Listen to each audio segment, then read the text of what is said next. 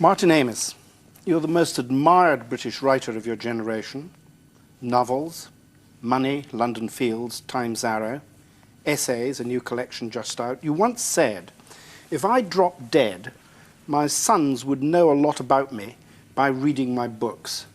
What would they know? Basically that I was capable of being amusing and noticed things. I mean, so sometimes I tell them what I'm writing and tell them jokes that I think they'll like, and they seem to get it. But I think the novel is an incredibly intimate portrait of the writer, more intimate than almost anything else. You do enter the company of a writer for several hours in that intense way that seldom happens in life. So although I'm not an autobiographical writer, I would say that I am, all over my books.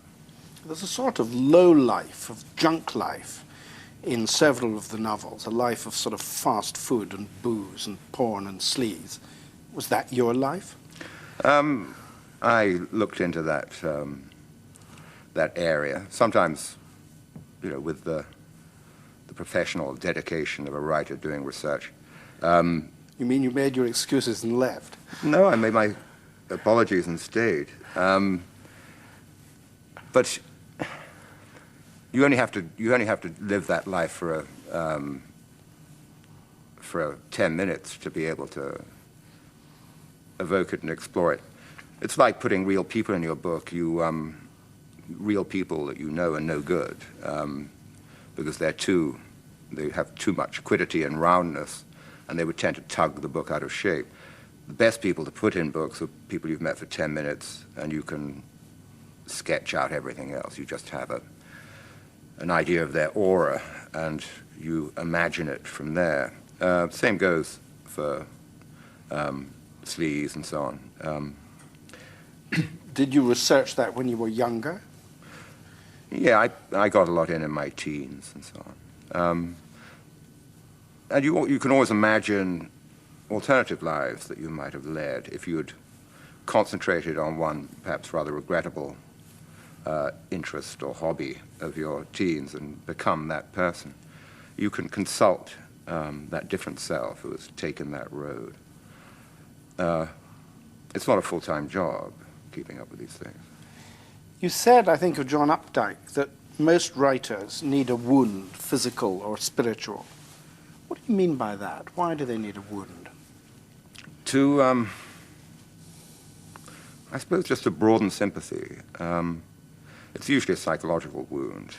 And I think we all feel this when we read, that universality comes from a sense of suffering, and not to make it sound more plangent and heroic than it really is, but it's so that your sympathy goes out to unexpected places. What is your wound? I haven't found out yet.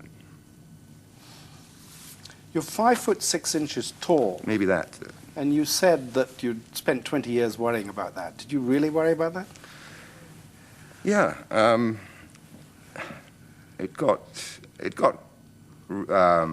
was quite obsessed by it in my late teens and early 20s when you're just discovering, you're really settling for what you've got and what you haven't got. I was beginning to realize that I was never going to be tall. Everyone said, you'll shoot up later. But when I was about 20 or 21, I said, what's all this about me shooting up later? Because it hasn't happened. My brother's quite tall. It didn't happen to me. And in the obsessive period, I would sometimes contemplate entering a room, and it would seem to me that I was about waist high to everyone else. And this was a kind of hallucination, I think, because I hardly ever think about it now, and I haven't grown since then. But do you think that spurred you on to write? No. I think the writing business, this business of becoming a writer is really very simple in that It happens in adolescence. We all have an urge to write when we're adolescents. We all try writing poems, prose, and drama, and so on. The writers are the ones that just kept on with it. Everyone else falls away. The writers remain.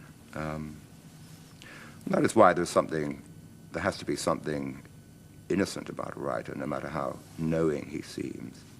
There is something trapped in those years.